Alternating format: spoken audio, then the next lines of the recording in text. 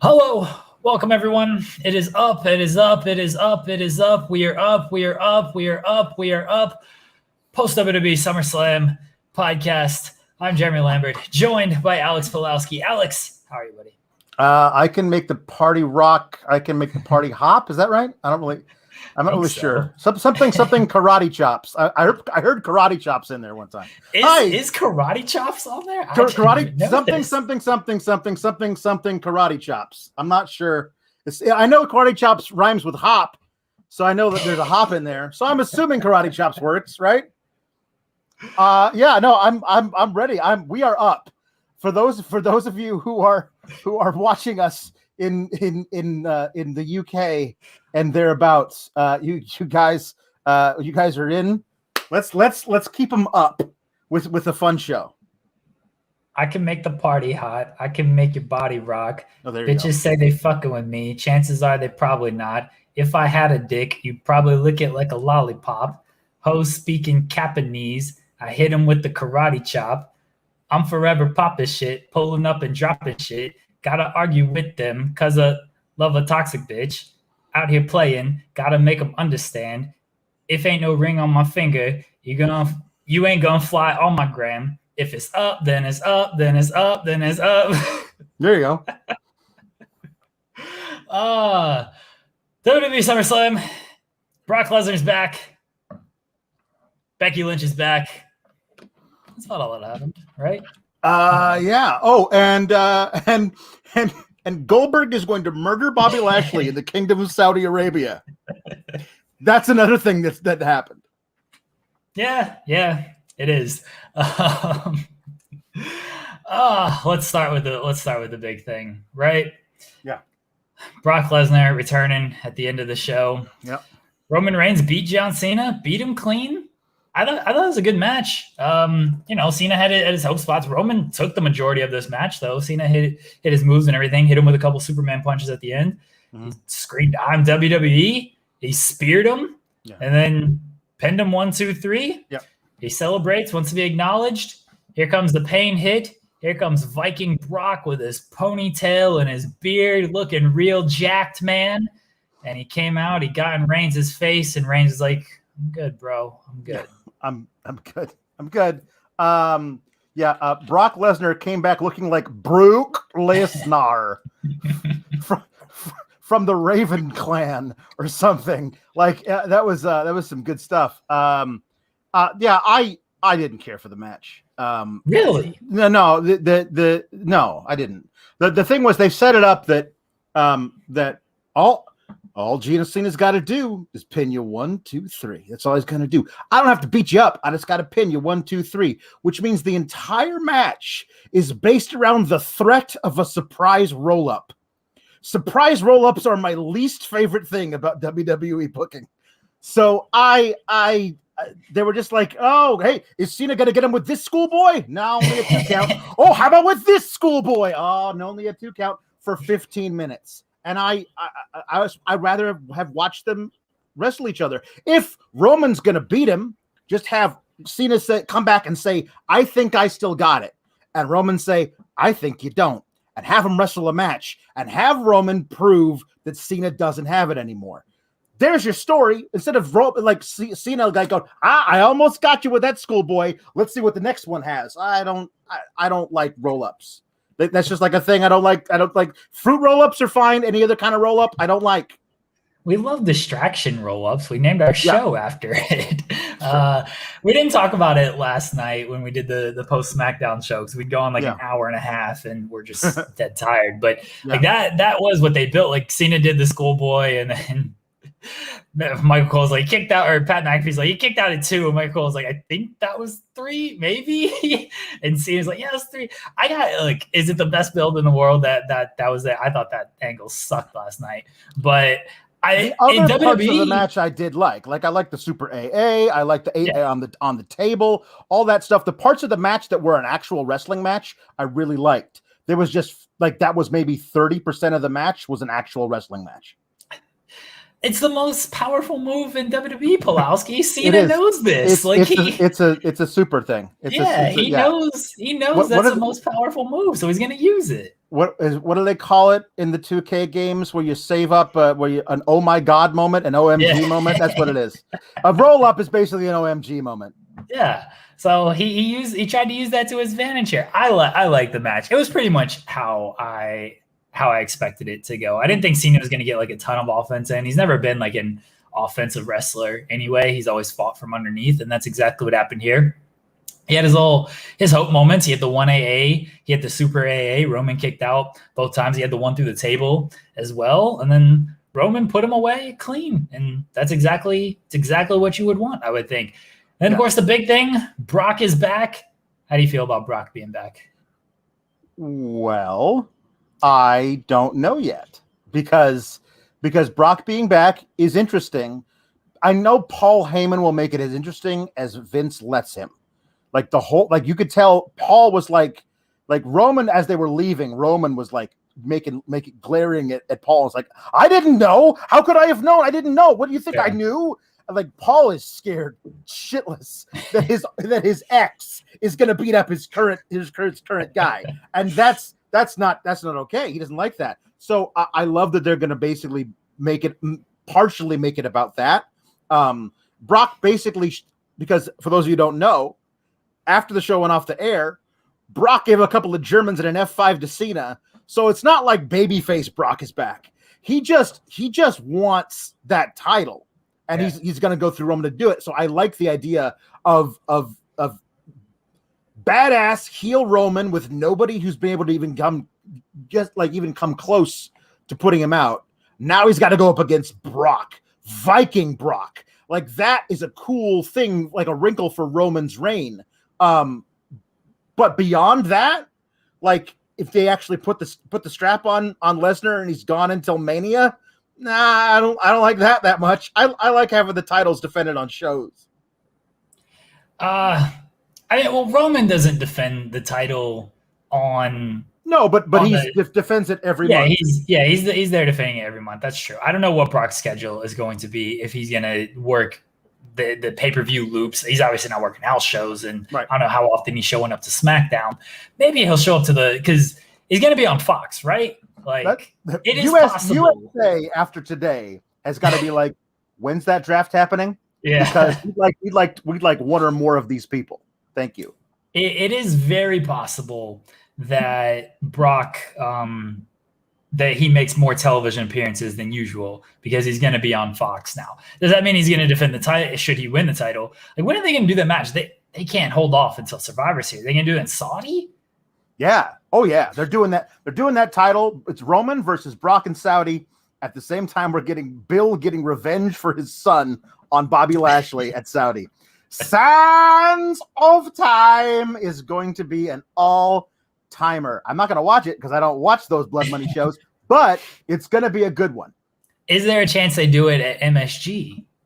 That's a SmackDown show. Maybe you pop a big rating on that one. You do Brock and Roman. If they're gonna do it. If they're gonna do something big at MSG, they might do that. They might do that. They might do a now necessary actual Becky versus Bianca match at MSG. That might be a big enough draw to be the main event. I'm not sure.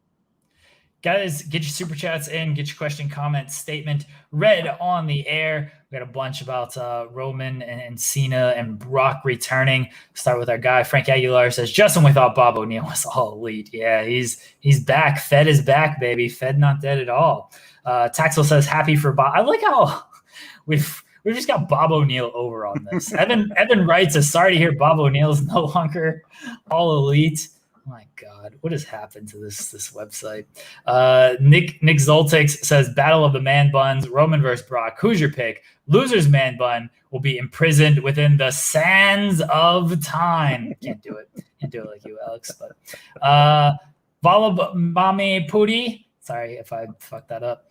Nice Dean Ambrose cosplay. Brock. Alicia Ellis says Heyman looks super nervous, super suspicious right before Brock's music hit. He looked guilty, like he knew Brock was coming out. I'd have to go back and rewatch that. I didn't notice Heyman's reaction before the music hit. Yeah, he looked very shocked once the music had hit. Maybe he was overcompensating or whatever. I don't know. I'm not really sure. Jordan Scott makes a similar comment to you, Alex. So Brock on SmackDown on Fox USA Network must be pissed. Dan V says, I'm excited for the custody of Heyman ladder match. Dan V also says, now I'd much rather see Lashley versus Lesnar, if I'm being honest. Even with Roman's character, I've seen too much Roman versus Lesnar.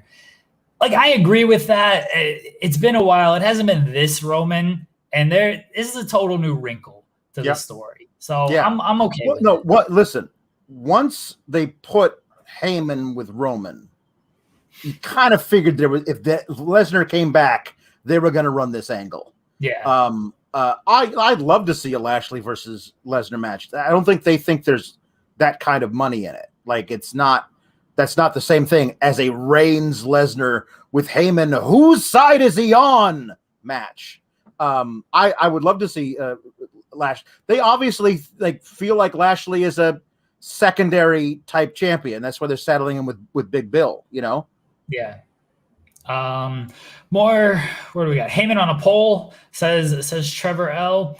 They ain't putting Heyman up like that. Heyman's he's been very good with Roman playing like a background role because Roman has carried a lot of things on the mic. Now we're going to see, I think, Heyman come to the forefront a little bit more because, look, Lesnar can cut his promos, but he's used to just standing around, like bobbing around and everything. I think we're going to see a lot of like Heyman kind of like selling for Lesnar almost and like talking for Brock without actually talking for Brock, if you know what I mean. Like just being like, what are you doing here? Why are you back? You don't want to do this. Like things like that, where Brock doesn't have to say anything, but he just intimidates Heyman enough to where he just does all the talking for him and tells the story for him without Brock actually talking. There's something really, to me, interesting. Like the last time we saw Lesnar, he's felt uninspired to me for a while. But the Lesnar who tore apart a brand new car and chucked a car door into the audience, remember that guy? That's the kind of Brock we could get here. And it could turn Roman into this paranoid like guy who's like who knows something's up. He knows Paul is on Brock's side, and he's trying to figure out how he can prove it. And then you could have Brock tossing Usos through plate glass windows. There's all kinds of fun stuff you can do with badass Brock who just wants that belt. He's not a heel or a face. He just wants the title, and Roman happens to have it. And then you can play Roman as a different version of this guy now. Eli says Brock looks like sweaty, beefy love child of Hulk Hogan and Wolverine. I'm excited for what they're going to do. I would imagine Brock is on the show on Friday. Yeah, it'll be fun. You know, people are going to be mad that it's Brock all over again. Here we go again. Who are the new stars getting made? As I say, WWE makes moments, man. They make moments. The follow-up is going to be what it's going to be. They just make moments. They make moments, and then 4 months later, they unmake a moment to make a new moment. Yeah. It's like the first moment they made 4 months ago never even happened. We're going to get really deep into that later in the show. We're going to get really deep into it here in just a second. Derek Bowles says, it's time for Paul to get a suplex from Brock Lesnar. Some stupid punk says, Vince, sorry, insert 50 people, budget cuts, now bring in Lesnar. I don't think it quite works like that, but I get the point. Anything else on Roman, Cena, Brock? No, I mean, I don't want to seem like I'm being too harsh on it. I don't like the premise of the match of one guy's going to keep trying to get surprise roll-ups for the entire match. Just book it like a regular match. I liked the finish. I liked some of the spots involved. But once you say to yourself, we're booking a match where one guy tries to roll up the other guy for the first half of the match, I feel like, to me, you're shooting yourself in the foot and you can't actually have a really great match that way. But that's all. I don't mind that, for one, because they've gotten the roll up so over that it's a viable finish in the WWE universe. And two, like I can buy that John Cena, who hasn't wrestled a televised match since 2019, just knows he needs to get this guy quickly, because the longer it goes, like the more he's screwed. Like and this isn't quite the story that they're telling, but you can makeshift in your mind that Cena just knows he ain't that guy anymore, and he just needs to catch Roman, who's at the top of his game. And again, if you put that story out there a little bit better, I can buy it a little bit more. But in my head, because I'm a John Cena fan, I'll make it up and play it that way, like a WWE fan will do. Yeah. Let's get into making a moment and then squandering it 4 months later.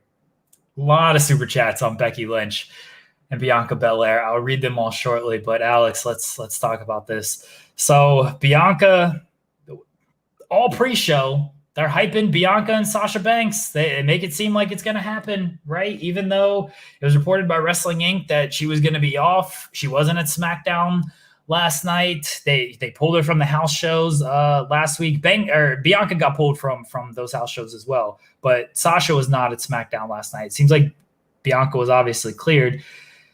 They hype it all show. They show the pre-show or pre-match video. Here comes Bianca. I think Greg Hamilton, the announcer's just like, Sasha Banks unable to compete. That's it. Just no explanation. Unable to compete. Carmella is the replacement. Look, I didn't think they were going full bore with Carmella, because I think they really would have had a riot on their hands. I thought if they were going to pull some shit like this, they would had to have Becky. They had Becky, which is great. Like, it was great that they had Becky. Becky comes out, huge pop. Great to have Becky back. Big return for her. Tosses Carmella out, beats her up, says, get out of here. Good. We don't need to see Bianca Carmella again. We've literally seen that every week for the past 5 weeks. She's like, hey, Bianca, let's do a match. Bianca's like, cool. I'm fine with that. They shake hands. Becky decks her, hits her with the manhandle slam. 1, 2, 3, about 25 seconds. Becky Lynch is your SmackDown Women's Champion. Bianca's reign is over after she just beat Carmella and Zelina for 5 months. Alex?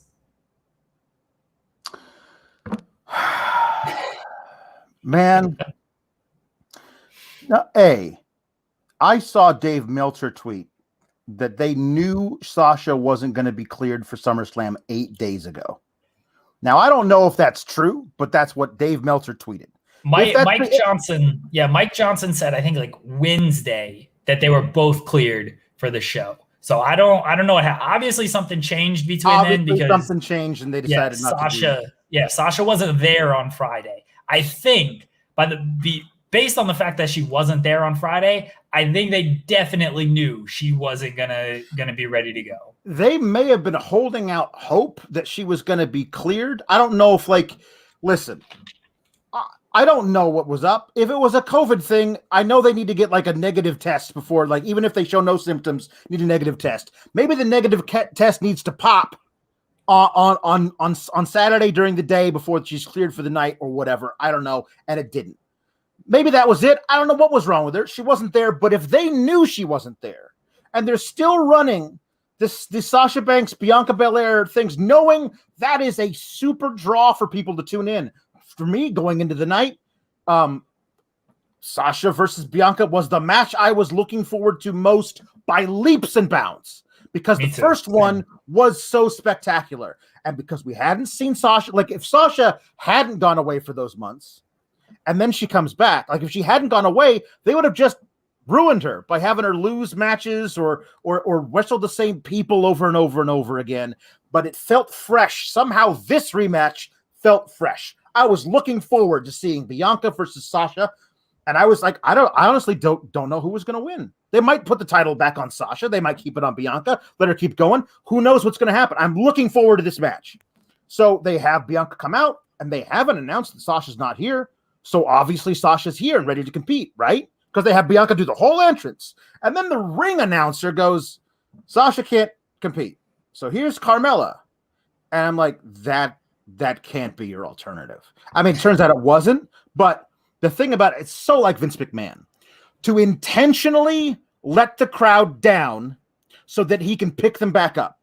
Like, it can't be just Sonya Deville comes out and she says, Sasha Banks is unable to compete tonight, but I happen to have found you a suitable alternative.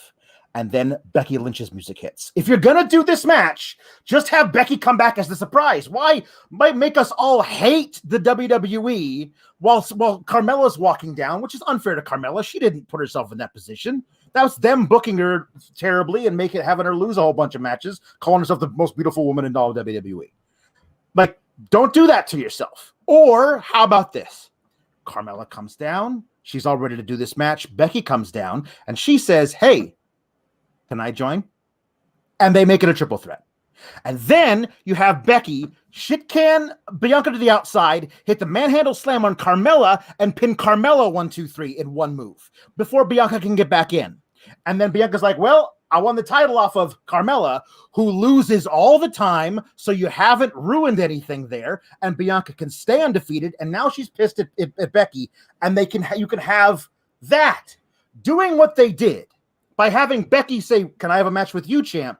And Bianca say, sure. And then Becky win in one move. Like, the damage that they do to Bianca, I don't think it counteracts all the good feelings, the good vibes of Becky coming back. I'm so glad Becky is back. I truly am. I've missed her. She's amazing.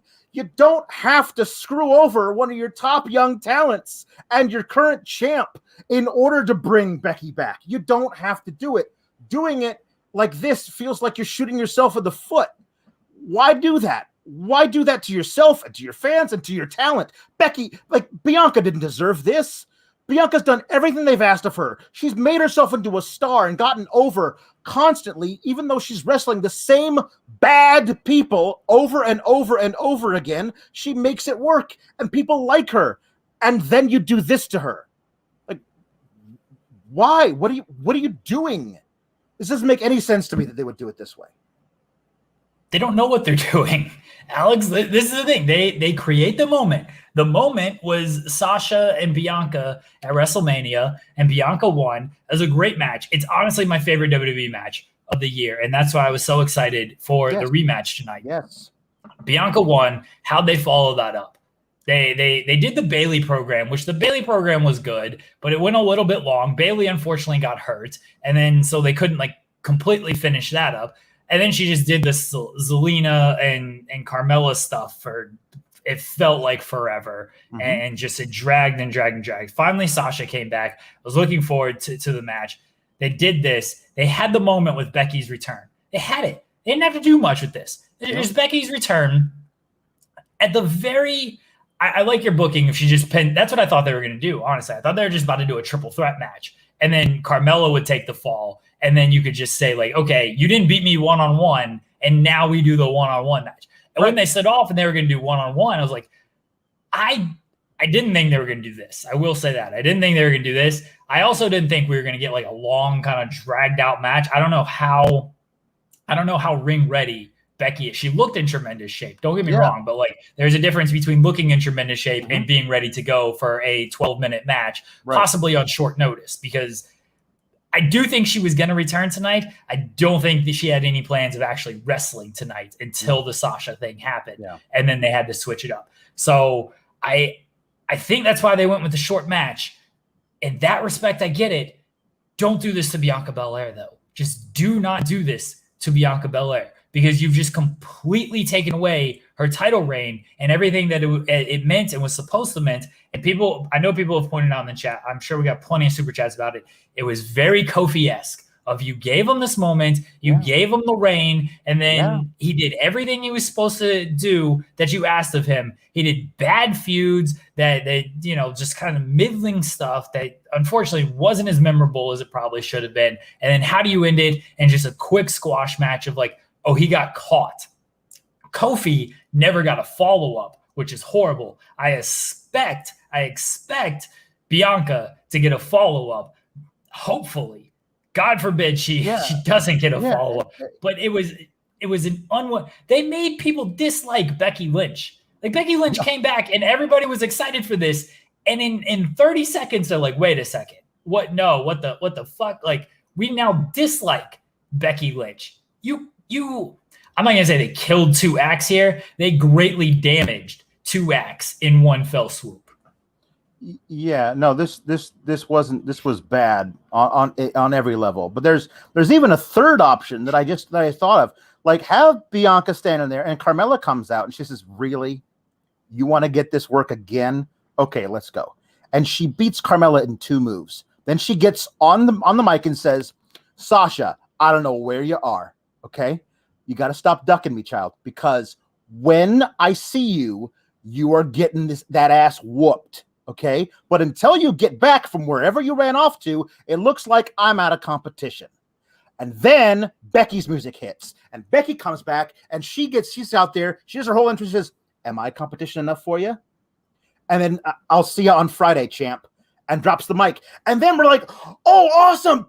Bianca versus Becky. I can't wait for this feud to have a real match involved in this feud." Like, that would create anticipation. You're definitely tuning in. We have no idea at that point that Brock's coming back. So you're definitely tuning in on Friday to watch Bianca versus Becky start up, because that's a huge thing. And by that point, is Sasha cleared? Because then you have one of the best triple threat feuds available to you in the history of women's wrestling. All of this is available to you if you just don't do the stupid thing they did. You just needed to deliver Becky.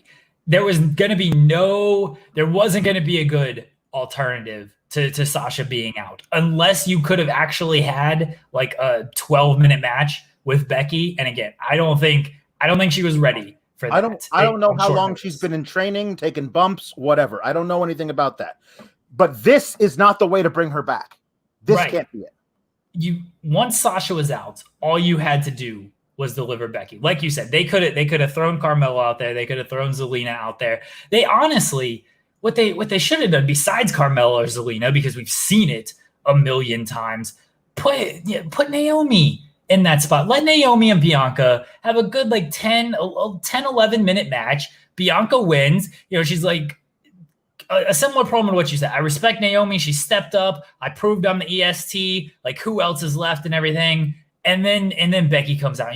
You deliver a good match. You still get Becky. There are a million ways to do this. Mm-hmm. There are a million ways to do this.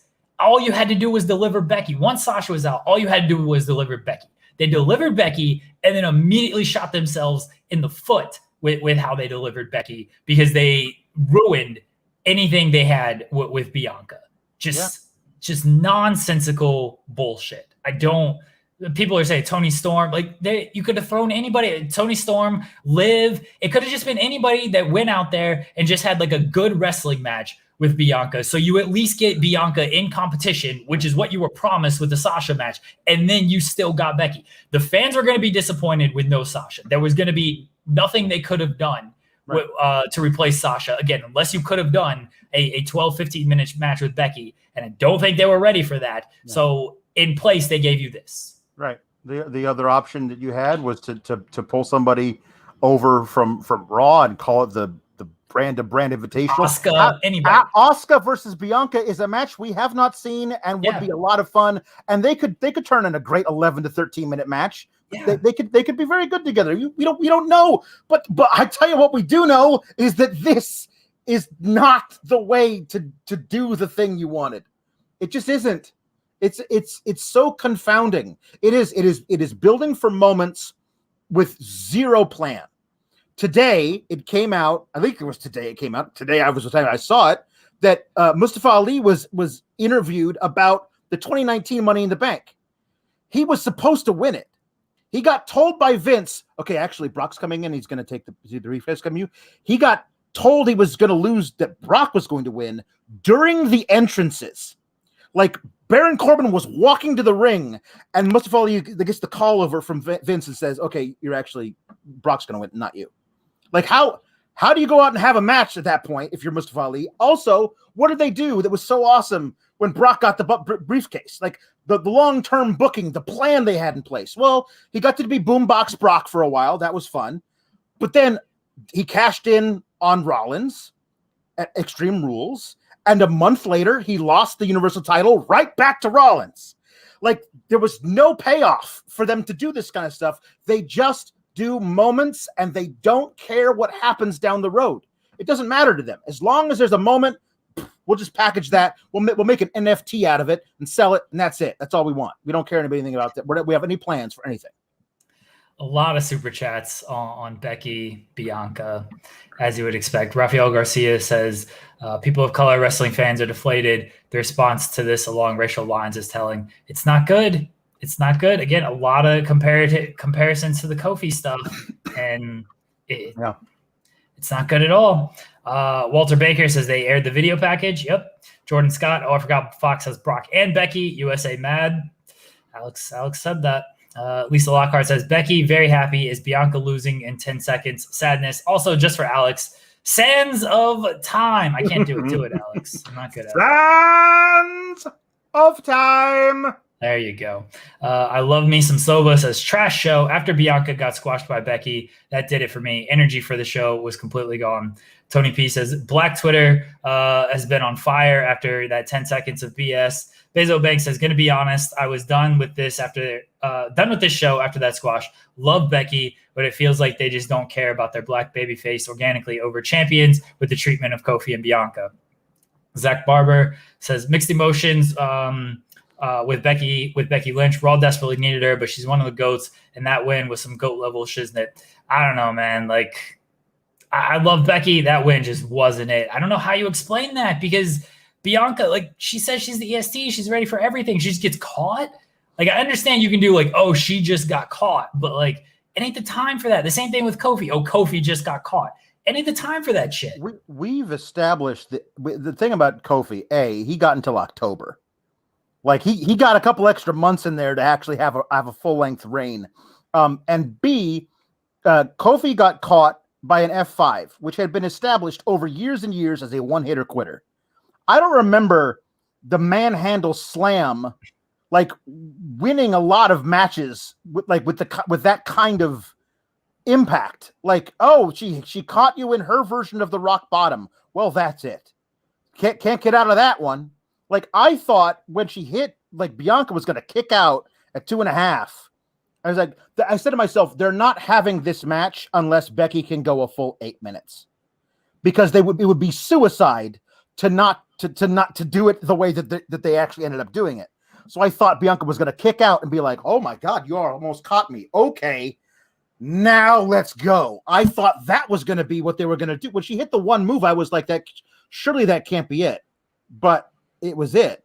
And it was it for you do so much harm to your entire being by doing this. Then the good that was the amount of joy in that audience when Becky came out was completely, like, unfathomable. And then for a giant chunk of your fans, that joy completely deflated. And the thing is that Vince has no idea that's what he's done, and he doesn't care. Like, he doesn't care that, like, oh, hey, maybe if I do this, all of the people of color who like my product will not like it. Oh, well, like, he doesn't even think about it. It's just ridiculous. Brian Heath says they did Bianca dirty. Shake my head. This company sure knows how to spoil a great return. Brian F., how do you piss people off with a Becky Lynch return? They did it. God bless them. Look, man, they make these things difficult, but they keep finding new ways. Bezo Banks says, oh God, it's going to be Becky and Charlotte at Survivor Series, ain't it? Only WWE could kill the goodwill they had with the Becky return in 20 minutes. Where are we at? CJ Dar says, I was so excited to see Becky back. Then she beat Bianca in 5 seconds and killed all the momentum. Why not just have a good match? I don't think Becky was there to have a good match, but there were other ways, as we explained, that they could have had a good match. JW Pringle says, do you think Banks got word of the match? Do you think Banks got word of what the match was going to be and noped the F out? I don't think so. Like, Sasha. No, I have all the faith in the world that had Banks been there, they would have had a classic 18-minute match. Like, I don't know who would have gone over, but it would have been a great match. I have no doubt of that.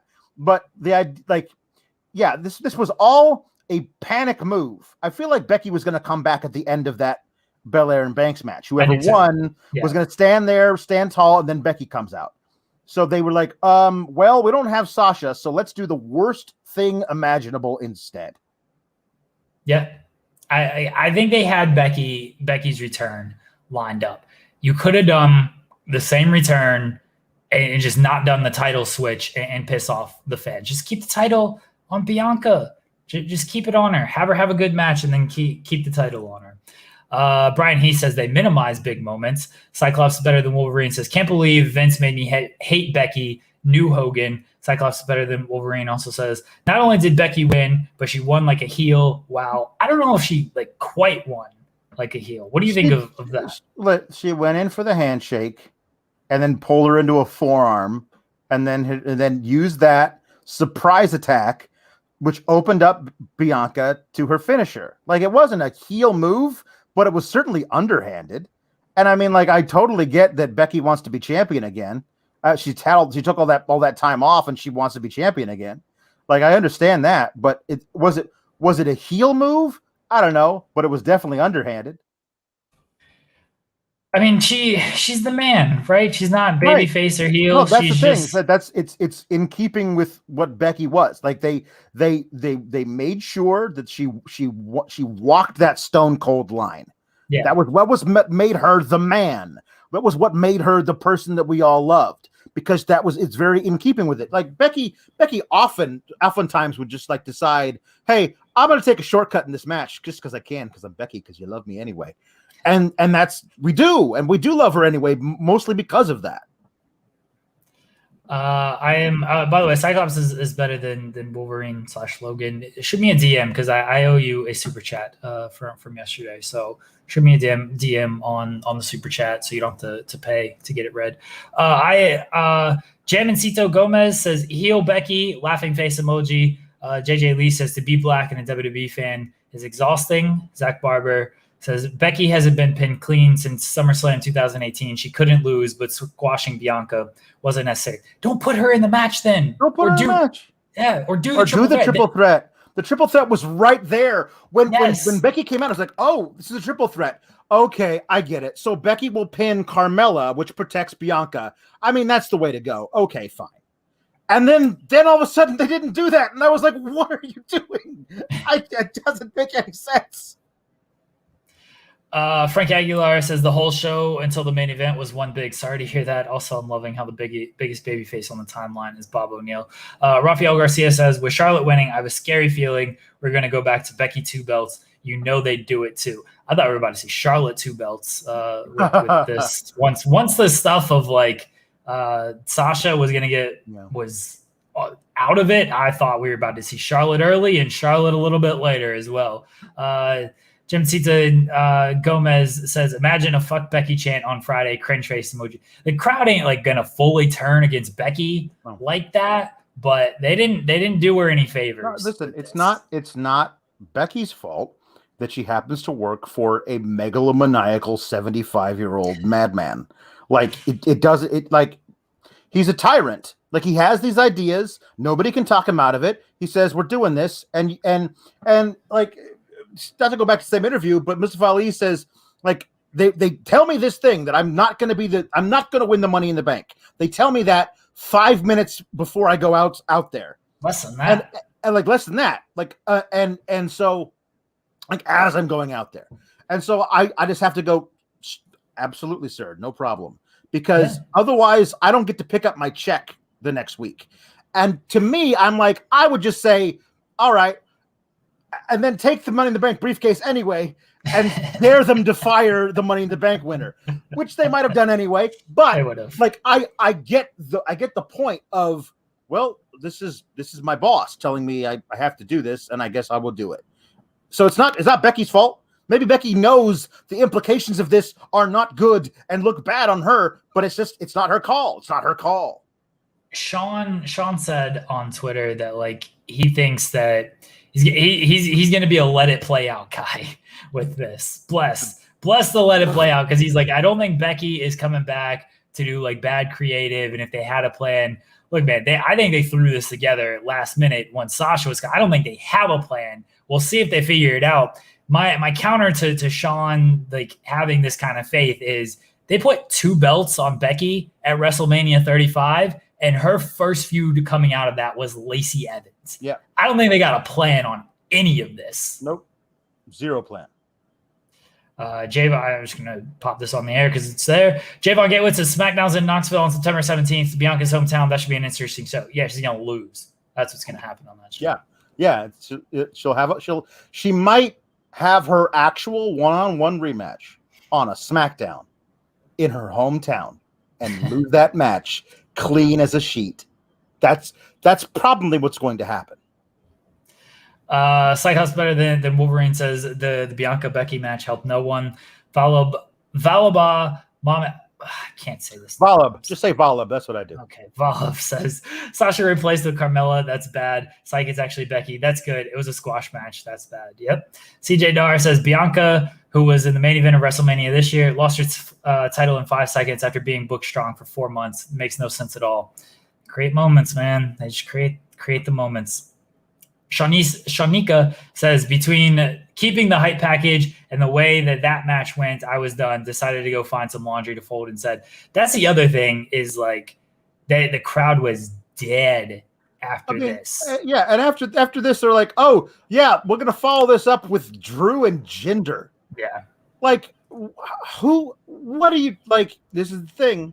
This is where I say that if I wasn't being paid to do this, I wouldn't watch. Like this, like if I was still a WWE fan on the fence after what we saw last night in the other place, and I'm watching SummerSlam going, SummerSlam better be good, and I get to the moment where Becky comes back, I'm like, oh, that's great. Oh, but she squashes the great champ that I also love in 5 seconds. Yeah, you know what? I'm kind of done. I'm kind of done with WWE, and I think that a lot of people, metaphorically speaking, went to go find some laundry to fold. Like folding laundry is a much better task, much more enjoyable and soothing to the soul, more so than watching WWE right now. I think I read this, but I'll read it again. Cyclops better than Wolverine. The Bianca Becky match helped no one at all. Aussie Kingpin says, unpopular opinion, but I enjoyed the Becky return. Unexpected and has us talking. And has us talking for the wrong reasons. Wrong reasons, man. Like, no. Becky coming back is awesome. The pop she received, amazing.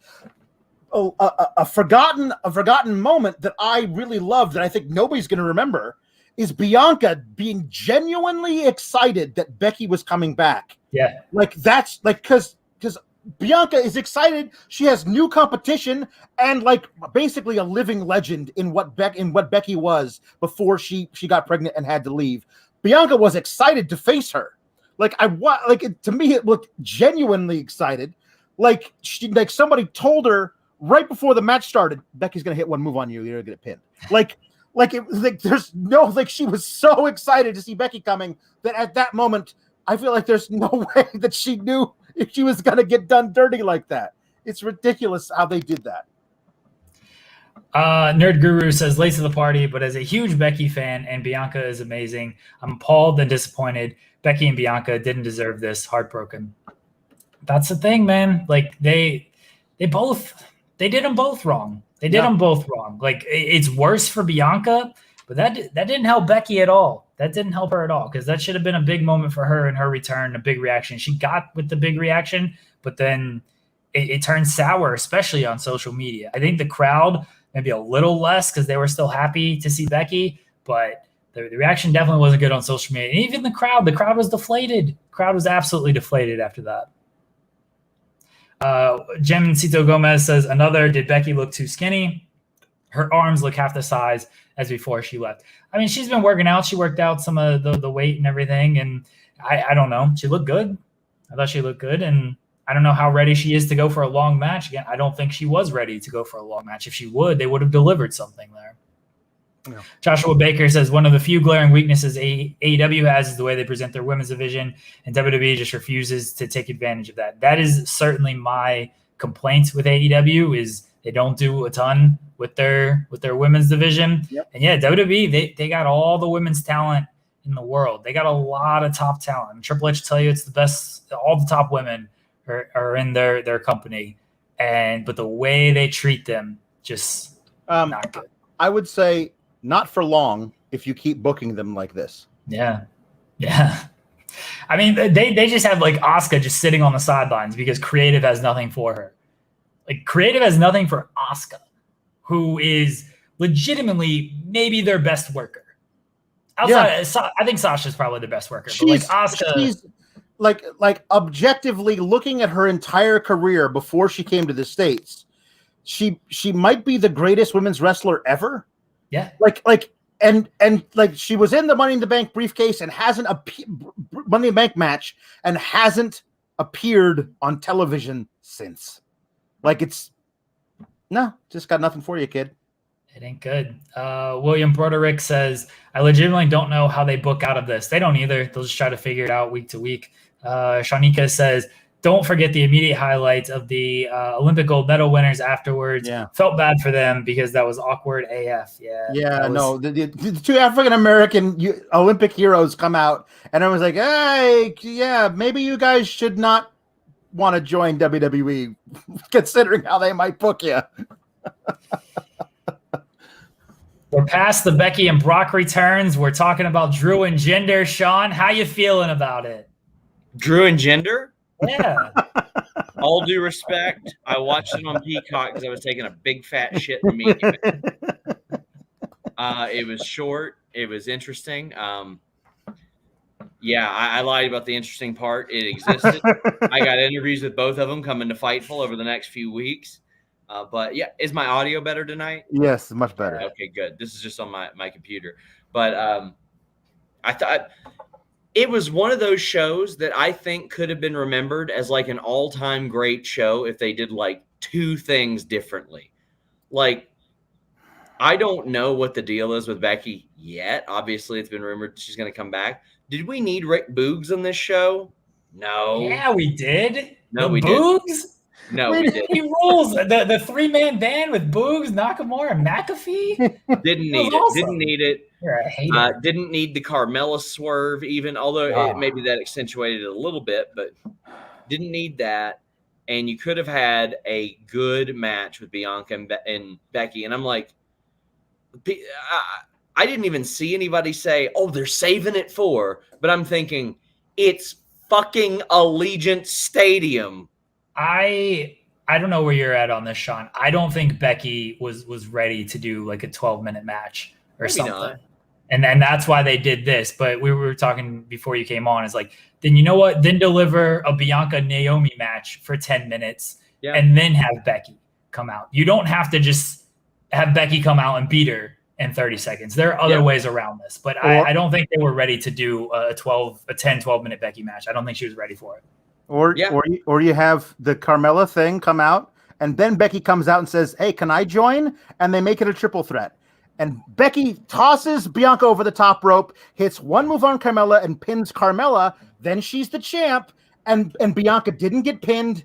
And that moment at WrestleMania doesn't feel hollow now because of that booking. And you still get Bianca versus Becky down the line. I don't know why you did this. This seems like the worst possible option. I mean, Bill Goldberg hasn't been ready for like most of his matches, and he still does them. Although tonight, I rather enjoyed that outside of the finish. Like Bobby Lashley destroying a senior citizen's knee, hitting him with a chair over and over again, and incapacitating his son, and the crowd being like, this is that shit we like. this is that shit we like. Oh, man. That was really good. The Becky return was very special. The Brock return, like when did they? I think I don't want to say her name on the air because of fucking weirdos. But my wife was like, "They signed Goro. What happened here? He looks awesome. He's jacked, brother. Looking real jacked. He looks like a Viking cowboy. I love it. Yeah, and I've never seen a Viking cowboy before until now. But yeah, we had reported earlier this summer that WWE wanted him back, wanted him to come back in. And I got told, well, what they want isn't necessarily what Brock wants, but they're going to get him in as soon as they possibly can.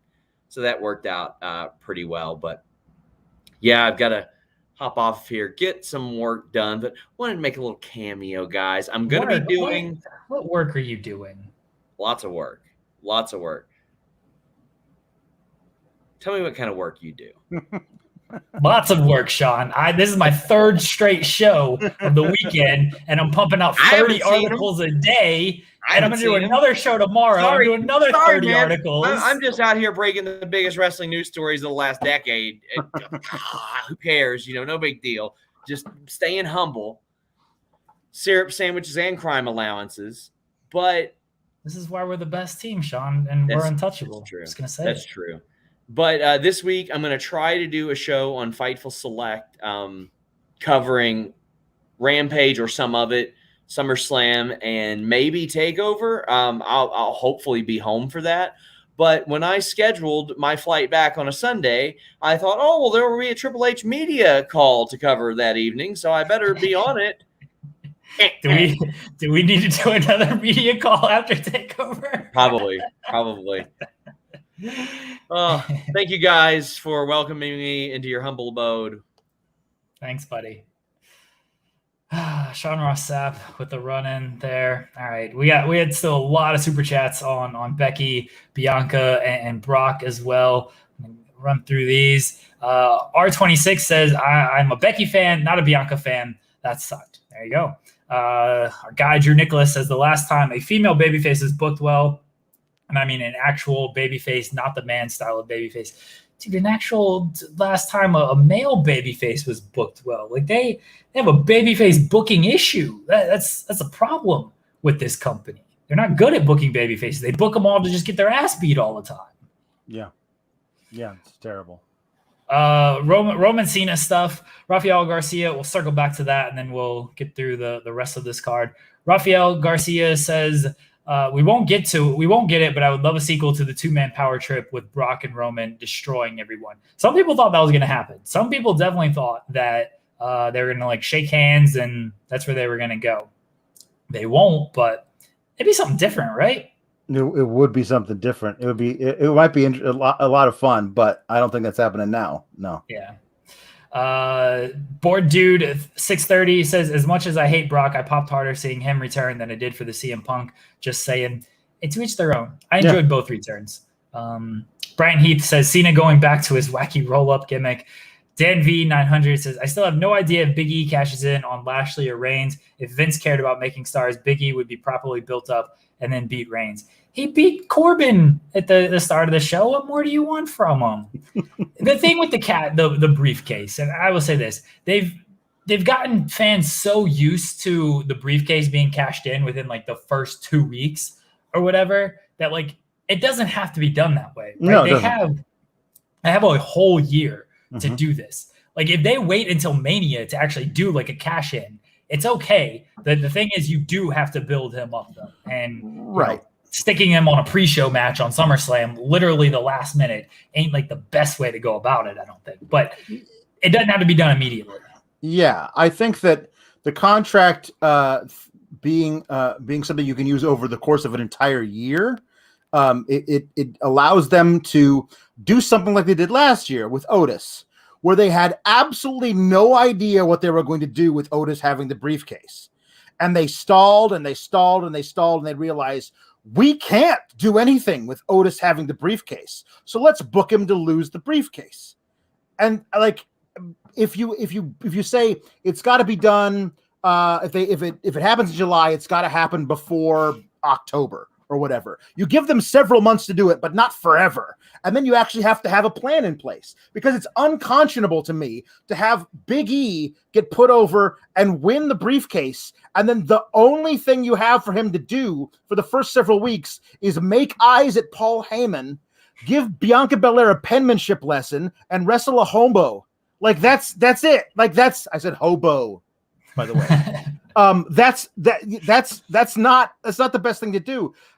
Also, what you're talking about, a long time with the briefcase, works when it's a conniving heel that's going to wait for the absolute perfect moment to cash in. When it's Big E, who can bench press dudes into the sun, he should be able to cash in whenever the hell he feels like it, because he's confident enough he can win the match. I mean, that's the problem with putting it on a guy like Big E, unless you have plans for him. I do like that Big E, when Heyman does his promos, Big E just turns around. He's like, hey, I got this. You think your guy's untouchable and everything, but I got that. Big E is not the guy. He shouldn't be like cashing in after a long match or whatever, and then like taking advantage. It should be one-on-one, straight up, beat him clean and all that stuff. But I do like that he puts that seed out there. Like, you know what, man? It could just be any time after this Brock match. Your boy's a little bit worn out. Whoever wins, like, I got this, man. You got to worry about that too. So I do like that, but you got to have a plan. Do they have a plan? Probably not. Ducking Llama or Big Mike says Lesnar a babyface. I don't know if he's a babyface, and what happens to Big E now? And you can be patient with the Big E stuff if you have a plan. Riptide 9998 says my internet dropped with 2 minutes left in the Roman match. Thanks, stupid water gun segment. Thanks a lot. Ducking Llama says I tried to buy a new Cena shirt, but the only way to get it is if you buy a $1,000 NFT. So here's $5. Really? I want that Cena shirt. I ain't spending $1,000 on an NFT, but I want that Cena shirt. I imagine. I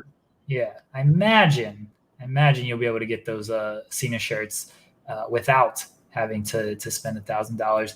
Guys, we're gonna take a break. We're gonna have a word from our sponsors, and we'll be right back. Attention, listeners across the galaxy. From Australia to Houston, do we have a pube problem? If so, our friends at Manscaped have cleared you for takeoff with their 4th generation and brand new Lawnmower 4.0. Kick your pubes to the next planet with the Performance Package 4.0 that orbits your pants, will make you feel like you're in zero gravity when you use the best tools for the job from the leaders in male grooming. Join the 2 million men worldwide who trust Manscaped and get your rocket ready for takeoff by going to manscaped.com. Getting 20% off and free shipping with the code FIGHTFUL. Listen, you don't want to look like you're in a blood feud with your own wiener and balls. And Manscaped makes sure that's the case. The new Lawnmower 4.0 trimmer. It's here to guide you on a journey to trim your body, your balls, your butt, even your anus. The 4th generation trimmer comes with cutting-edge ceramic blades to reduce grooming accidents thanks to their advanced skin-safe technology. Has a 7,000 RPM motor, a new multi-function on-off switch that can engage a travel lock, and is even waterproof. Has a 4,000K LED spotlight you can turn on and off. Plus, it's got the Weed Whacker for your nose and ear hairs. It's got the Crop Preserver Ball Deodorant, the Crop Reviver. They even threw in 2 free gifts to their Performance Package 2.0. The Manscaped Boxers and the Shed Travel Bag. 20% off plus free shipping with the code FIGHTFUL at checkout. Let's go back to the beginning of this show, Alex Pawlowski. It felt like about 10 years ago. Yeah, it does. RK Bro against AJ Styles and Omos. RK Bro picking up the victory, getting the tag team titles. Randy Orton hit AJ Styles with the RKO for the win. Match went about 7 minutes. Look, RK Bro's over on Raw. That's one of the top acts they have. So I'm fine with this. What do you think? I certainly thought they were didn't have the RK Bro victory. I was really disappointed they didn't at least attempt a double RKO on Omos. Like, I thought that was teased for so long that, like, both Riddle and Randy in their singles matches with Omos tried it, and he was like, "Nah, get the hell off me." But if you got one guy on each side of his neck, maybe you can pull him down into it. I'm not saying you would pin the guy off of it, because I think you shouldn't pin him just willy-nilly. But I think you could take him out of the match that way, and then you could have them pin AJ. But I was sure they were going to do it, and I was really looking. That was the most anticipated match for me on Raw, on the Raw side of things, because I was so sure I was going to get to see that really fun moment. And now I'm going to try it. And I was like, oh, that sucks. This company finds different ways of disappointing me. I just didn't think they had it. That one's your fault. You had expectations. Oh, that's absolutely my fault. I had expectations. They wanted to deliver me a moment, and I mean they're so rare in trying to deliver moments that I thought this was fine. I did appreciate specifically Matt Riddle's sell on the reverse DDT off the backflip, off the apron, because it looked like he was transported to another dimension. Like that was fun. It was, as you said, 7 minutes long. It was a lot shorter than I thought they were going to do, but it got a big pop from the crowd for the opener, and that's all they needed. And now we're going to get to see RK Bro having antics on Raw. I thought it was a good choice for the opener. It probably could have gone a little bit longer, honestly, but they packed a lot of action into the 7 minutes. I look forward to seeing it on Monday in the rematch. Alexa Bliss, Eva Marie, Alexa won. Dewdrop was like, I'm out. Peace. Look, what do you want me to say about this match? It never should have happened. Eva slapped the shit out of a doll, and that pissed off Alexa enough that she won. And then afterwards, Dewdrop like turned on her and like said, she got a mic, said the loser of this match is Eva Marie. And then she put on her robe, said talk to the hand, and walked out. And here's the thing. I'm pretty sure tomorrow night, or excuse me, 2 nights from now on Raw, Dewdrop and Eva will be back together, walking around together like it was nothing, because they never actually go forward with story progression. But like if this is the end of Eva Marie and Dewdrop, great. Dewdrop can go off and do her own thing because Piper Niven is really talented. And Eva is whatever Eva is, man. It's just not. She's bad on purpose, Alex Pawlowski. Yeah, that's right. I forgot about that. I forgot that that's what you want in wrestlers, to be bad on purpose. Or excuse me, sports entertainer. You want people to be not entertaining and also not good at sports. I don't know why this was on the show. And Alexa, bless her, she didn't even get like the biggest reaction in the world. I don't know what they're doing with this stuff. I don't know where you go with Alexa. Like the story was more about Eva and Piper, which is fine. If they let Piper just be Piper, then I'm good. But like, I have no idea. The thing about this stuff, we have a possessed doll, okay, that can hypnotize people. If you listen, I know some people hate any kind of supernatural spooky stuff. I'm okay with it as long as you commit to it, and they're not committing to it. Like once you've opened the Pandora's box of Alexa Bliss has a homicidal, possessed, demonic doll that can hypnotize people. Why isn't she having the doll hypnotize everybody and have them do her bidding? Like once you've said this is a thing that's possible, you actually have to do it. So otherwise, don't do it at all. Just have her be spooky goth girl without a prop that is ostensibly of the devil. You have to go, like you said, you got to go all in with this stuff, or just don't do it. And sometimes they will. Like with the Bray stuff, they would go all in with it.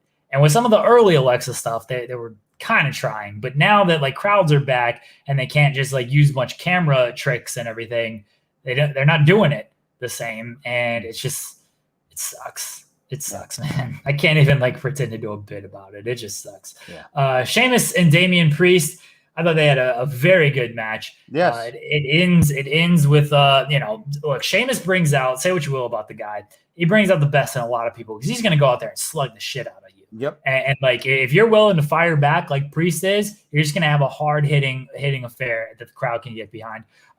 Damien Priest pulls the mask off, hits him with the spin kick, and then hits him with the Reckoning. I guess they've now changed it back to the Reckoning because Reckoning is gone. Yeah. So they can use that name again. I think Hit the Lights is a better name for it anyway, but whatever. Hit the Reckoning and got the victory. Damien Priest gets the United States title. Sheamus had one defense of the United States title after winning it at WrestleMania. He's had the belt since WrestleMania and defended it one time.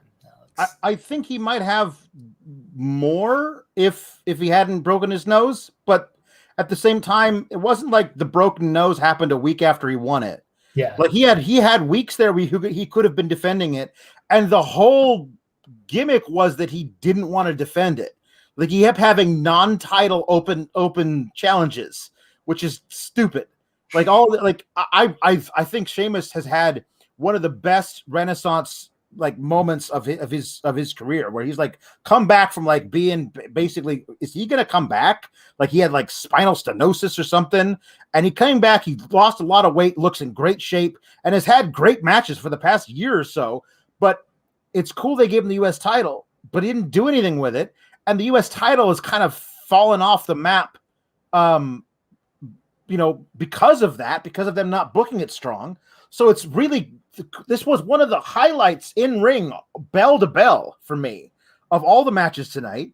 And it feels like an afterthought because the title feels like an afterthought, because Damien Priest feels like an afterthought, because he was riding high after Mania. And what do? They have him almost exclusively wrestle the two dudes he beat at Mania for months. So hopefully I never have to see him in the ring with Miz or Morrison ever again. And now he's the champion, and he can go on and have good matches with other good heels on Raw. I don't know who those might be, but maybe we'll find him. You know what? Who might? Let's see. I want to see a T-Bar versus Damien Priest match. Good. That would be a great match. And does T-Bar have to win? No. But could it be a hell of a fun 7.5 minutes on an episode of Raw? Yeah, it could. Let's do that. Usos against Mysterios in a match you've seen 1,000 times. Look, it's always good. I have no issue. These teams can wrestle 1,000 times, and it's always going to be good. The problem is, it's just like, what new stuff can you do, right? The Usos win. It was another good match. Crowd loves Ray. I don't know where they go with it. I assume this is another thing. They'll probably just do it again on Friday in some capacity. People seem to think Dom is going to turn. I don't know if that's the case. What do you think? Dom's not going to turn, but like the Usos. I mean, here's the thing: you would think the Usos are primed to have a really fun feud with the Street Profits. The Street Profits can't stop losing to Otis. So you know what I want to see? I want to see Gable and Otis versus the Usos.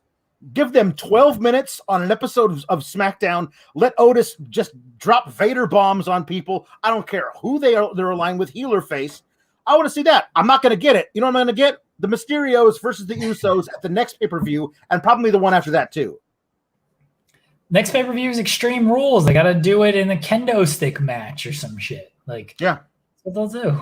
We're going to see Usos and Mysterios. We're going to see Usos versus Mysterios in an Extreme Rules match that's going to be the feud blow-off. But that means they got to keep this feud going for another 4 weeks. Oh, I can't wait to see. Let's see. Hey, last week, Ray beat Jay. Let's see if this week that we can see Dominic beat Jimmy. Oh, no, Jimmy beat Dominic, which means you got to go back to the beginning. And next week it's Jimmy versus Ray. I don't need to say any of that crap anymore, man. I just don't. Joshua Baker says the new Mysterio shirts are too good to break up, for the breakup to happen anytime soon. Yeah, I that's just what people are thinking, that they're going to turn Dom at some point. I don't think it's happening anytime soon. I mean, listen, although a heel Dominic Mysterio would be comical. Just for the lulz. Yes. That would be hilarious to watch him try and be a bad guy. Yeah. Scowling all over the place, really, really bad acting. That would be a lot of fun. Pair him up with Eva. They'll get over real quickly. Drew McIntyre, Jinder Mahal in another match that definitely needed to be on this show. Drew won in 4.5 minutes. And Jinder was like, please don't hurt me. I'm sorry, are you or are you not a former WWE champion? You should never have been in my book, but they made you one. You held the belt for a long time. You don't get to come out and say, I'm a former WWE champion. Why doesn't anybody respect me? And then get in the match with another former WWE champion and go, oh, please, Mr. McIntyre, don't hurt me with your big foot. What is this? And also, okay, so Drew won the match, so Veer and Shanky aren't allowed to be at ringside, but he is allowed to bring the sword. Is he allowed to commit murder with the sword? Yeah. He can always commit murder with the sword. The thing is, Drew's just a nice guy, so he's just not going to do it. Okay, so he's got basically immunity from all future prosecutions for sword murder, because after he beat Jinder, Then Veer and Shanky came down to check on their friend, and he literally chased them all out of the ring swinging a sword. And he said to Shanky, you came this close for me chopping your head off. And like, so if you had, would we be like, yay, Drew, you just murdered a guy with a sword for checking on his friend? Like this is the thing. It goes, me and Drew go way back to the time where he murdered his opponent's pet to get over as a babyface. Yeah. I mean, whatever you're going to do. It's just a thing that Drew's an asshole and we like it, I guess. Look, man, they gotta do something with this sword payoff. Somebody in chat says a Punjabi prison match. Maybe he chops his way out of the Punjabi prison or something. They gotta do something. I don't care if you CGI it. Cut somebody's head off. All right, like let's pay off with this sword. There has to be something better for Drew to do than mess around with Jinder for another month or two. Like we have to find something better for Jinder. I don't know what it is. I don't care what it is. Something else, because this is not good. It's bad television. I think they're worried about the backlash with him, so they're trying to keep him down. And Jinder is the way to do it because Drew's gonna get cheered against Jinder. And they can say, hey, we kept him out of the title picture for a little bit, and then they'll eventually elevate him back up when Goldberg gets the title or whatever. They desperately need some type of shakeup because Raw, like, I don't know who's facing Lashley after Goldberg. And if Goldberg gets the title, I don't know who's facing him. Raw is just void of top guys right now. Here's what happens. We'll talk about Goldberg and Lashley in a bit. But Goldberg gets to get the title in Saudi at signs of time, and then he's going to keep it. He's going to face Roman in a title versus title match at Survivor Series, because they always do those. And then it doesn't matter who wins that match because nobody loses their title. And then he's going to keep it until the Rumble. Goldberg is going to win the title in Saudi and keep it until he loses it at the Rumble. To who? I don't know, but who cares? I hope you're right. I hope Goldberg just stays the champion forever. Who cares? Who cares at this point? Flim Flam Mandrew says, miss Drew and Jinder and look through Twitter to see who won. Never found out because I guess nobody tweeted about it. Good submission of that match. Raw Women's title, triple threat, Nikki Ash, Charlotte, Rhea Ripley. Look, Charlotte was the star of this match, I thought, and she capped it off with a victory, 12-time women's champion. I didn't think this match was bad or anything. I like all three performers. I am actually a fan of Charlotte. I think she is very good. She's incredibly good. Yeah. Yes. Do I wish that they booked her a little bit differently? Yes. And this was once again highlighted here, and that she was incredible in this match. She was the star of this match. Did she need to win after she got the title last month and then she lost it the next night and she gets the title again? It just feels like they're boosting those numbers to quickly hit 17, and it's like none of these title reigns are memorable. Like especially this one. Like you had Nikki ASH win this match, win the Money in the Bank, and then the next night she cashes in, and it feels like you've given her a month, and you have decided she's not over enough. And so now it's her fault, and so not your fault. And so we're going to take the title back off of her and put it back on Charlotte. And my thought was, if you were just going to do that, then making Nikki the champ was a bad idea, because it kind of made all of her promos seem weird. If she's not the champion and she's trying to be the champion, all of the stuff of every little setback is okay because I know eventually I'm going to climb that mountain. That, to me, is much more relatable than I'm the champion, and I know I've lost these 6 non-title matches in a row, but the next time, I think I'm going to do it. That is ridiculous. It seems like something wrong with your brain that's how you're processing all of these losses as champion. So now she's lost. She's lost the title. She's no longer champion, and I don't know what you do with her from here. They are great at booking an underdog, and they have an ultimate underdog as almost superhero, and they immediately put the title on her to where it's like, you've accomplished your end game. Here, your end game should be the title. And we're just immediately going to do that. And it's like, wait, but you're still the underdog. So even though you're the champion, we're going to have you lose. And then she's like, well, I almost got you. Like, you're the champ. You should have higher standards than almost winning these matches. And then they had her tap out. They had her tap out to lose the title. Like there's other ways of doing the thing you want to do, which is to make Charlotte the champion again. I mean, am I personally glad that Rhea didn't have to tap out in order to do it? Yes, because I like Rhea, and I think keeping Rhea strong is more important than keeping Nikki strong. But I don't feel like it kind of belies all this stuff if Nikki's like, oh, my leg hurts, I guess I'll give up now. I thought your whole thing was like, don't give up, because that's what, like, I mean, I don't know. Well, it's she almost didn't tap out. Right. She almost didn't tap out.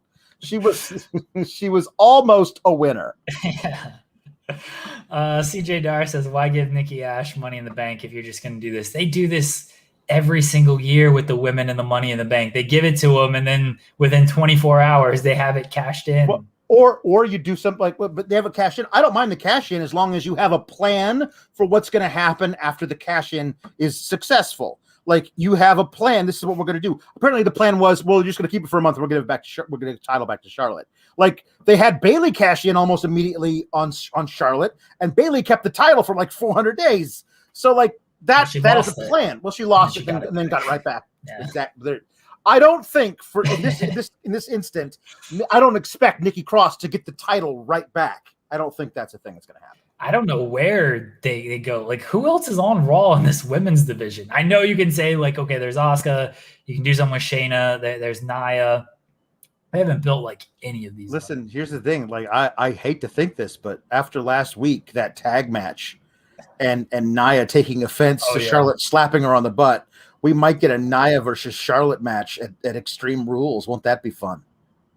Don't put that out there, Alex Pawlowski. Listen, I hate it too. I'm not booking this shit. I'm just saying what they might do because I apparently I like to be depressed. I don't know. Just don't put that out there. Nerd Guru says also, what in the ever loving fuck was the point of Nikki Ash existing to goose Flair's numbers? I mean, who cares about Raw? Honestly, I'm fine with the Nikki Ash character. Is it my cup of tea? No. Do I understand why is this? Sure. Just book it the way it should be booked. It's an almost superhero. It's an underdog. It's somebody who should be fighting from underneath. You immediately put the title on her, and it's like, well, you kind of just immediately ruined that. So not great. Not great at all.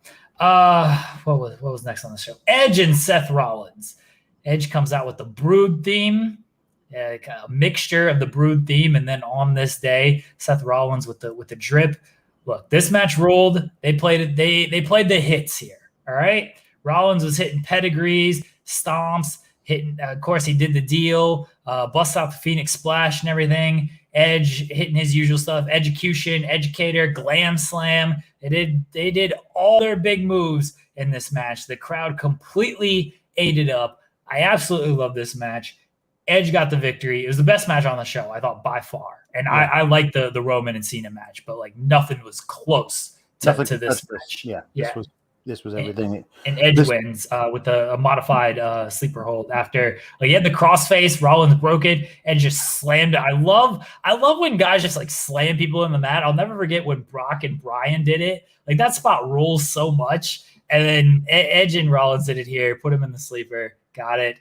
I thought this match was great. Yes. I mean, it's everything. It's everything I wanted out of the match. I'll tell you. Remember, I said this thing's going to go 28 minutes, and after about minute 21, I'm going to lose interest. But that wasn't the case. But I was really worried about it when Rollins was spending way too long walking around on the outside of the ring about 2 minutes into the match, and I was like, are they just artificially like fluffing the match length so it's going to be 32, 35 minutes because I don't need to see any more of those. And I'm really happy to say that they didn't. Like everything, it all made sense by the end. Low-key, one of my favorite moments of the entire night was Rollins coming out with the jacket and everything. And Michael Cole says, looks like something from Sgt. Pepper's Lonely Hearts Club Band. And then Pat McAfee 2 minutes later, yeah, it looks like Sergeant Popper or whoever. It's like Sergeant Pepper. Yeah, whoever that is. And Michael Cole being honestly offended that Pat McAfee didn't know the greatest Beatles album of all time. And I thought that was really funny. And I really, honestly, the Michael Cole and Pat McAfee thing of like the put upon dad and his son, who's just uncontrollable, is a really cool relationship to have as a two-man booth. They're really good together, and I did not think they were going to be. And they add so much to these matches, and I thought that this was everything was supposed to be. Edge got to break out all. Not only is he going back to like old theme songs, but he's going back to all of his old moves. Like the Educator is such a great submission move that nobody uses. Like it looks so brutal because the guy's all twisted around with his knees in knots, and you get to stand there and just stare daggers at the back of his head. Like it's a really cool move that nobody uses. The Execution was always one of my favorite DDTs ever. All this stuff was great, and I love that he just choked the life out of Seth Rollins. Like it wasn't like a move that he was doing. He did a crossface, and it was like, no, now I'm going to do a crossface kind of, but mostly I'm just going to choke you until you pass out. Yeah. And I thought that was really, really brutal and excellent. And now I've seen it, and I worry that we're going to see it again, and then again, and then again, and that I'm not going to want to see it anymore. I don't think Edge is the kind of guy that's just going to be wrestling every week on SmackDown, so I'm less worried about that. I do think they run this back at least Extreme Rules. Yeah, they do some type of gimmick match but see, I think if you would have done that, I was going to say like Seth probably should have won then, because then Edge has to go even darker. But maybe now the story is that like, all right, Seth is like, you know what, you showed to me you can go dark. Now, like, I can go darker, and now let's do, like, the eye for an eye match at Extreme Rules. It's coming, Alex. It's coming. It's Seth's speciality. Yeah, exactly. It's a match that he invented. He's 1-0. There's never been another one. It was a huge success the first time with the ping pong ball that was colored red. Remember that? Remember how terrible that was? So we're going to do it again this time. We're definitely doing it again. Seth is going to challenge Edge to an eye for an eye match. Edge is going to accept it, and Seth is going to be 2-0 in eye for an eye matches, and then we're going to get eye patch Edge, and that's going to be a lot of fun. Look, everyone, when this happens, please come back to this podcast. I'll clip it, but if this happens, I'm going to clip the shit out of it. It's going to be all over my Twitter, okay? And when Alex and I review the Extreme Rules post-show, everyone, I ain't reading no super chats unless it's over $100, all right? And you gotta pay all the monies when this thing comes true, all right? That's what's going to happen. Flim Flam Manager says, Edge concussing Seth to death was the best. That spot rolled. Absolutely loved it. Absolutely loved it. Bobby Lashley and Goldberg, they did what you would expect out of these two men. Some spears, some power spots, some tried for the jackhammer, tried for some hurt locks. And in the end, Goldberg hurt his knee, and he's just like, well, can't continue. Lashley just smashed the shit out of his knee. Ref was like, can't continue. And then so Lashley just grabbed a chair and just continued to smash the shit out of his knee. And then Goldberg's son jumps in the ring, and Lashley just chokes him out with the hurt lock. And MVP's like, well, I didn't know it was his kid. Could have been anybody. Fair point, right? Fair point. And Goldberg looked on in distress. We'll see you in Saudi. That's it. That's the way it's going. That's the way it's going to be. When this match wasn't over in the first 3 minutes, I was like, oh, how overbooked is this shit gonna get? Because that's basically all Goldberg has. If you let him go full speed, all he's got is 3 minutes. So once it went beyond that, I was like, this is gonna have a wacky finish. What's it gonna be? How's it gonna get involved? And then MVP just clocked him in the back of the knee with his cane, and Goldberg turned around like, is that how they do things around here now? Like, yes, it is, Bill. I know you've been away for a while, but yes, this is how we do things. And yeah, so but Bobby Lashley's look on his face when they called the match was like, what? But why? Why would you? They had to protect Goldberg, brother. You couldn't just take it as a loss. Bobby, you've been running that man's knee into the ring post for the last 7 minutes. you can't be shocked when they call the match because his knee is hurt. Like you accomplished it. You won the match. You hurt the man. You're like, but I wanted to keep beating him up. That was my second favorite reaction shot that they got from somebody in one of the top 2 matches of the night. The other one was Cena when he hit the AA on Reigns through the table, and then the crowd started like went crazy, and he realized, oh, if I roll him into the ring, I might be able to win. He does this thing where he looks in the ring and then looks back at Roman, then looks at the ring, he's like, I was like, you're doing Scooby-Doo reactions, John. You got to tone it down a little bit. You're a top tier actor now. This was a lot of fun, actually, with beating up of Goldberg. Because I like seeing Goldberg in pain. But beyond that, when Gage hits the ring, when his kid hits the ring, and he chokes and tries to give him on a sleeper hold, and it was just watching Lashley, because you know how strong that guy is. I mean, he's a 15-year-old kid. He's not fully grown, but he's not small. And he just like goes yoink and just like chokes him out in like 2 seconds. And I love that MVP's like, whoa. Okay, everybody, listen. I know what it looks like. I know it looks like my friend Bobby Lashley has just committed felony assault against a minor, but there's no possible way he could have known he was a minor. It's okay if he committed felony assault against an adult. Look, this man jumped into the ring and attacked him. All right. I'm not holding Lashley responsible for any of this. In all fairness, the boy started it. That's what I'm going to say. Yeah. And then Lashley had to finish it. But I love that as they're leaving, Goldberg has his son try and recover and just, I'm going to kill you. And then they should have said, at Sands of Time. Because that's basically what we know. The crown prince of the Saudi has said, yes, bring me the large bald Jew. He amuses me. And so, well, we got to bring Goldberg here because that guy said so. So now we're going to get Goldberg beating. Goldberg is almost invincible in Saudi matches. Like only Undertaker can beat him, but that's it. That happened in Nam, not Saudi. Yeah. Nikolai Kreese says, Gage Goldberg is basically we have Hook at home. Zadius Smith says, I thought it would have been great moments at Big E come out and stop Lashley when he was dismantling Goldberg. Could have been nice. I thought we were getting that. I really did. Once Goldberg's kid got in there, I was like, okay, maybe not. But like as he was beating Goldberg's leg with the chair, I was like, oh man, I think Big E's going to come out and like basically like save his hero here. Lashley's fresh. It ain't like he's like cashed in on a Lashley that's like worn down or anything. Like Lashley's still pretty fresh. He's like, you know what? Like I'm sick of this. Let's go right now. And then Big E gets to. I thought that's where they were going. Obviously they didn't because we got to have Goldberg and Saudi. Yeah, no, we're doing that match. Get used to it. Goldberg's winning that match. Get used to the thought of Goldberg versus Roman. When we could have Lashley versus Roman, because an underrated match that has like nobody remembers is Lashley versus Roman like 2 or 3 Extreme Rules ago or whatever it is.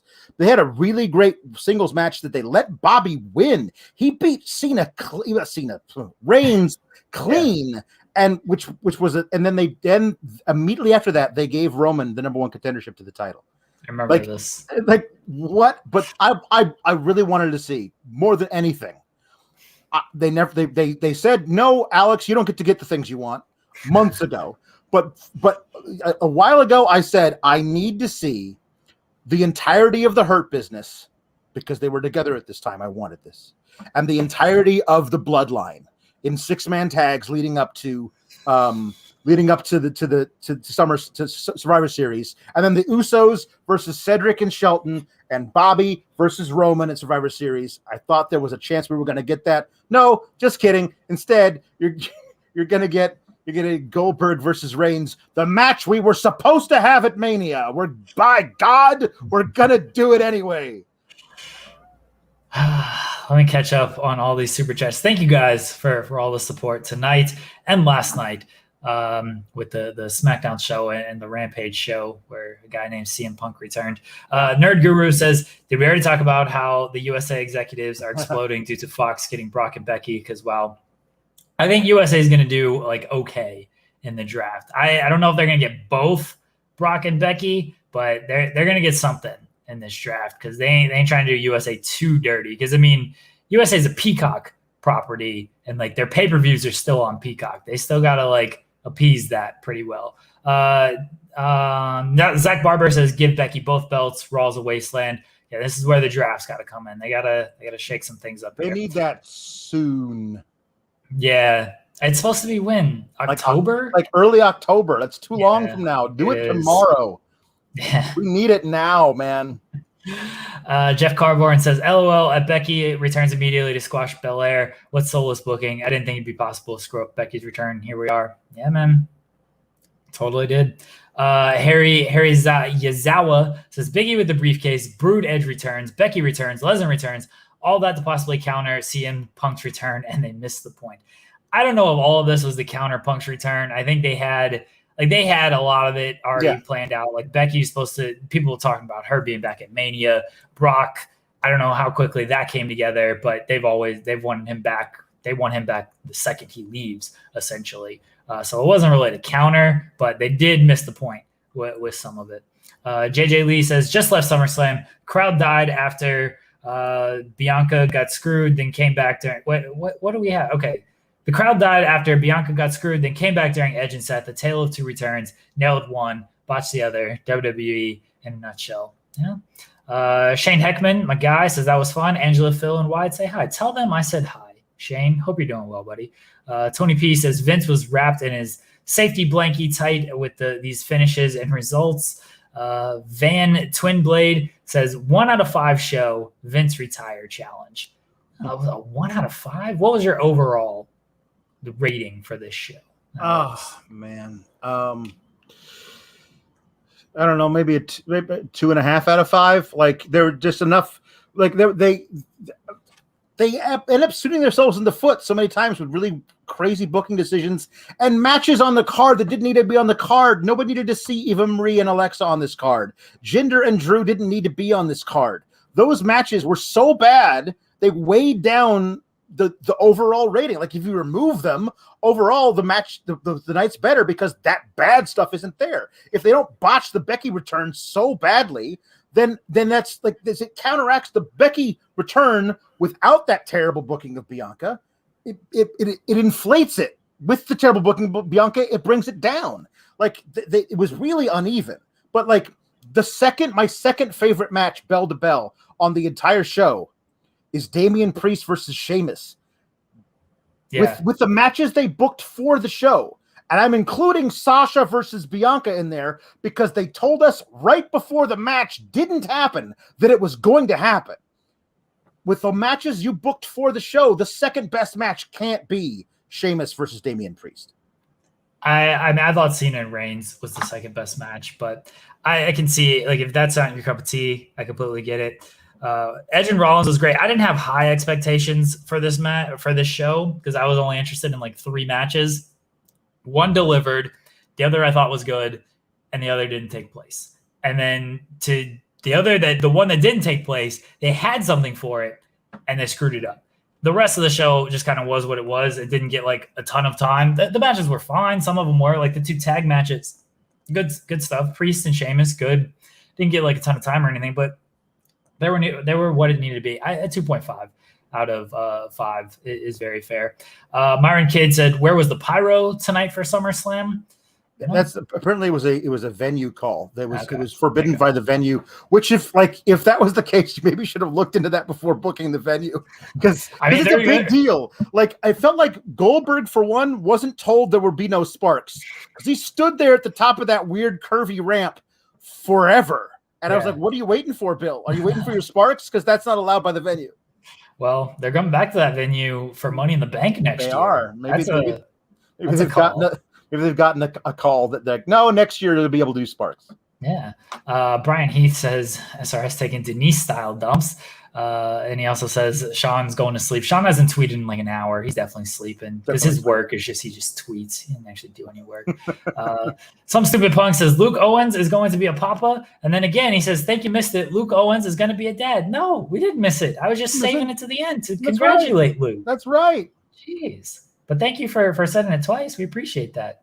And finally, Jamesito Gomez says, "Now that SRS mentioned TakeOver, think it'll be a thumbs up emoji." And that leads me into final thing of the night before we get out of here. Takeover tomorrow night. I'm going for my 4th straight show of the I don't know, 4th straight. I did show on Thursday, show on Friday, show today, show tomorrow. Denise and I will be back for Takeover tomorrow. We get CM Punk return on Friday. We get Becky and Brock on Saturday. What do we got on Takeover? Allie, who is the big return that they can bring? They're going to have The Rock. The Rock's going to show up in NXT. You imagine Capitol Wrestling Center? He's like, let me introduce my daughter to everybody. They got to have something for Takeover, right? They got to have something for Takeover. I mean, Rude coming back to NXT. There's a thing. They did that ridiculous thing like where Mandy Rose showed up for 2 weeks just hanging out. Yeah. And now she hasn't been there for like 3 weeks. I have no idea what's going on with that. So we know it's possible they could just demote somebody to NXT. So they could do that. They could have somebody who's like, here's the thing. Like if Ricochet showed up back in NXT, where at least they would let him be a possible title contender. Like, would that be bad for Raw? No, they're not using it for anything. Would it be great for Ricochet in NXT? Yeah, it'd be a lot of fun to watch Ricochet bounce around and do some cool stuff. But I mean, is that possible? Sure. Do I think it's going to happen? No. I think Takeover tomorrow is going to be really depressing, honestly. I think so too. I think so as well. And like after this weekend, man, I'm just like, like we're gonna end the weekend with like the least anticipated. I hope they just do the right thing. Have Samoa Joe choke out Karrion Kross. 30 seconds. Just have him just choke the guy out immediately. Prove his dominance. Karrion Kross can go be 500 on like 2-2, 3-3, 4-4. Just keep 50-50 booking Karrion Kross on the main roster without the gold around his waist. 30 seconds. That's what I want from that match because I know Colin O'Reilly is going to go about 50 minutes, and I'm going to be like, oh no, come on, guys. And I love both those guys. I don't need that thing for 50 minutes. Guys, thank you. We'll see you tomorrow. Alex, let everyone know where they can find you at. You can find me on the Twitter at Alex Sourgraps. I do the Sourgrap show twice a week on Fightful Select. There will be a special edition of that. I want to say tomorrow afternoon for the 200th episode, where I will read aloud and crack wise on an old magazine article that did a fantasy booked match between Hulk Hogan and Mike Tyson. It is the most off the wall, bizarre, bonkers shit you've ever heard in your life. And I think it's a lot of fun. People will like it. So I very much look forward to that. You can also catch Alex reviewing NXT. That's true. We're kicking his ass in the ratings. Yes, you are. Yes, with good cause, because there's not been good shows, and people don't like me talking about NXT by myself, which is why I've recruited Kate Hensler to come on and start being my co-host at least some of the time, and starting with this Tuesday for the funeral of NXT. Let's hope it's not. We don't have to wear like black veils and start saying the last rites before every show. Everyone follow Alex. Thank you, Alex, for doing these shows with me the past 2 nights. Denise and I will be back tomorrow for NXT TakeOver. I assume Denise is out like partying tonight in Vegas and stuff. I might get a text from her tomorrow afternoon. She's like, Jeremy, I just got back. I don't know how I'm doing this show. And Alex, I want to message you and be like, you ready for the hat trick, buddy? We're going 3 for 3. Let's do it.